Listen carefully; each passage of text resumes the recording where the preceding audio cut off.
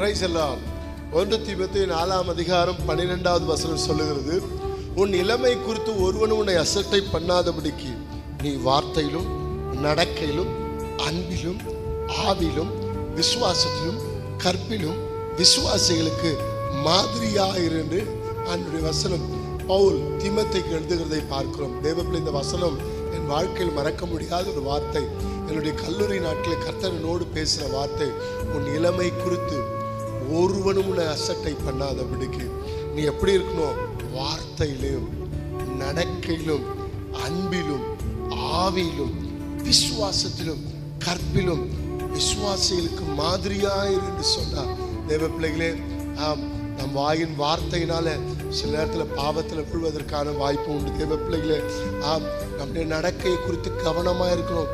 குறிப்பாக வாலிப பிள்ளைகள் எப்படின்னா வாழனா இல்லை. தேவ பிள்ளைகள், நமக்குன்னு ஒரு டிசிப்ளின் லைஃப் இருக்கு. நாம் தேவனுடைய பிள்ளைகள், கர்த்தரை பரிசுத்தமாய் வாழ்வதில் வேறு பிரித்து இருக்கிறார். உன் நடக்கையை குறித்து எச்சரிக்கை. அது மாத்திரம் இல்லாமல் தேவ பிள்ளைகள் வேதம் சொல்லுகிறது, உன்னுடைய நடக்கையிலும் அன்பிலும். தேவ பிள்ளைகளை, அன்பாயிருக்கும் போது நாம் தேவனுடைய பிள்ளையா இருக்கிறோம். அன்பு இல்லாதவன் தேவனை அறியான்னு வேதம் சொல்லுகிறது.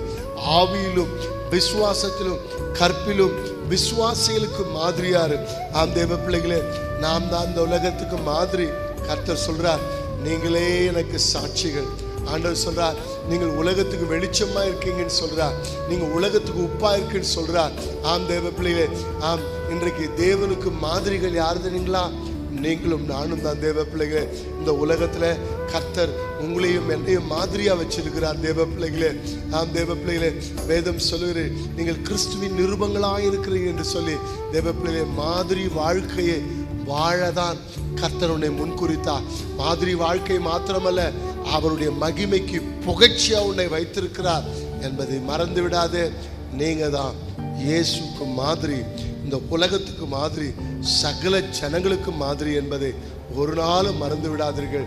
கர்த்தர் உங்களுக்கு புகழ்ச்சியா இருப்பார். கர்த்தரே உங்கள் புகழ்ச்சியா இருப்பார். கர்த்தர் உங்களை ஆசீர்வதிப்பார். பிரைஸ் எல்லாம்.